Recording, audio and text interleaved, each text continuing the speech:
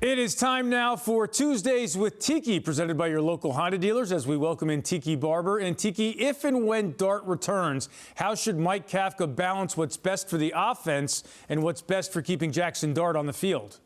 I think the most important thing, Eamon, is that Jaxson Dart has got to be Jaxson Dart. He's got to be aggressive like he's always been.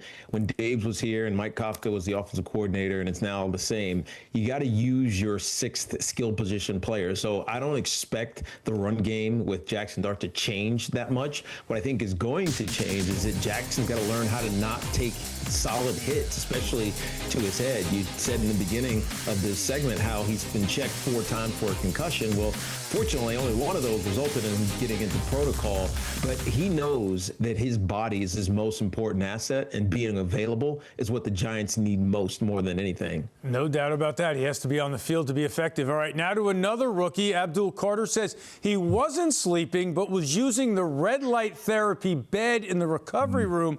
Sleeping, recovery, whatever. Tiki, how does a professional football player not know the practice schedule?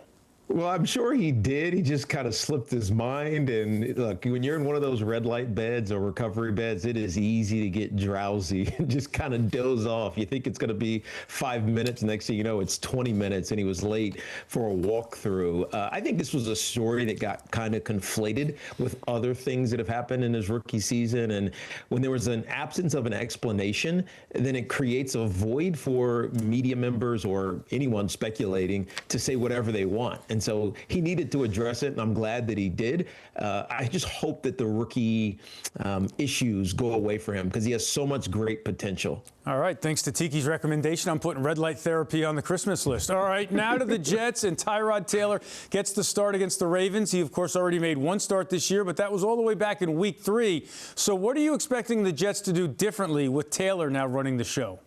I don't think it's going to be that different than what we saw in the couple of games that he played in Carolina and Tampa. The issue with Tyrod Taylor is not that he's a bad quarterback, but he's thrown 3 interceptions in his short time this year because he's waiting too long sometimes to get rid of the ball. If he's on time, he's a veteran. He understands what's at stake, I think, for this move right now. And the Jets have every opportunity to keep growing as a team. I think what we did find out, though, is that Justin Fields is probably, despite the $30 million guaranteed in his 2-year contract, not the future here with the New York Jets, but they got to win. Aaron Glenn in his first year, you got to find ways to win football games, not necessarily trying to make the playoffs or anything like that, because they're well out of it, but it's just creating a culture of winning, and I think Tyrod Taylor gives them the best chance to do that. Yeah, tough to change the culture when you keep losing. Tiki, thanks for joining us here on Honda Sports Night. You've definitely earned some time in the red light room. We appreciate it. You got a problem with that? That's right. Marc Malusis is back for one of our favorite segments, and his sons are big Cam Skattebo fans. So I love them. Moose, you got a problem with Skattebo getting involved with the wrestling festivities? Not really. I don't. I mean, like, he's going to be who he is. I mean, that's why Giant fans love him, right? So you look at the very physical runner that he was a star at Arizona State. You look at the style and the grotesque injury that he suffered down in Philadelphia against the Eagles. So, you know, you saw him on the field on Sunday, you know, as the Giants took on the Green Bay Packers, and he's been around the facility. He's got an unbelievable personality, an infectious personality. His teammates absolutely love him.